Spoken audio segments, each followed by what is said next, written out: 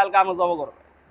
এই জন্য ইমানের উপরে গোপন ব্যবস্থা করা হয়েছে, এটাকে আপনাকে মেনে নিতে হবে, না হলে গণ্ডগোল পাকবে। এই জন্য সকল ধর্মের যে যে জায়গায় বসবাস সবাইকে মানালা শিখতে হবে।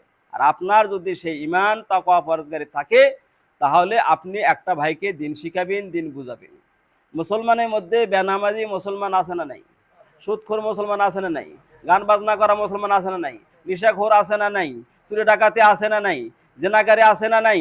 তার এই মুসলমানদেরকে তো দাঁত দিতে হবে ভাই, এদের কি বুঝাতে হবে?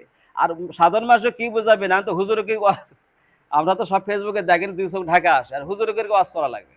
এখন যদি বলে মাদ্রাসা বন্ধ করে দাও, করা কি থাকে কিছু? আমারও তো বাল বাচ্চা আছে, তারাও তো ইন্টারনেটে দেখে, এগুলো ভাষা শোনে, দেখেন না? আপনি তো সব বলে তারা দেখে, হুজুররা এগুলা করে।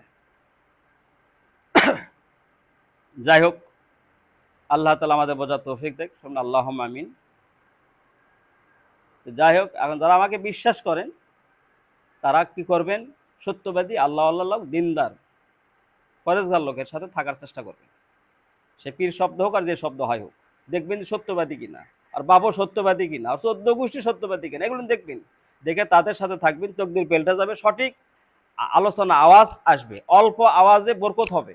একটা কথা শুনেন, যখন সত্যবাদী লোকের সাথে থাকবেন, বিশ্বস্ত লোকের সাথে যখন থাকবেন, আপনি আলোচনা শুনলেন এতটুকু, ফালাহুল আসমাউল হুসনা, আসমানি ফায়েজ আল্লাহ তাআলা আপনাকে কালবের মধ্যে ওই যে যখন যে ওয়াজের প্রয়োজন, শরীয়তের আইন প্রয়োজন, সেটা আপনি কলবের মধ্যে আল্লাহ তাআলা মনের মধ্যে উদয় করে দিবে, নিজের তরফ থেকেই আস্তে আস্তে জানতে পারবেন।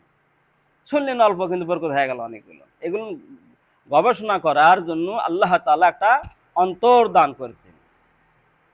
ইয়া মুখাল্লিবাল কুলুব সাব্বিত কুলুবানা আলা দীনিক সালিম নূরে আলা মারিফা।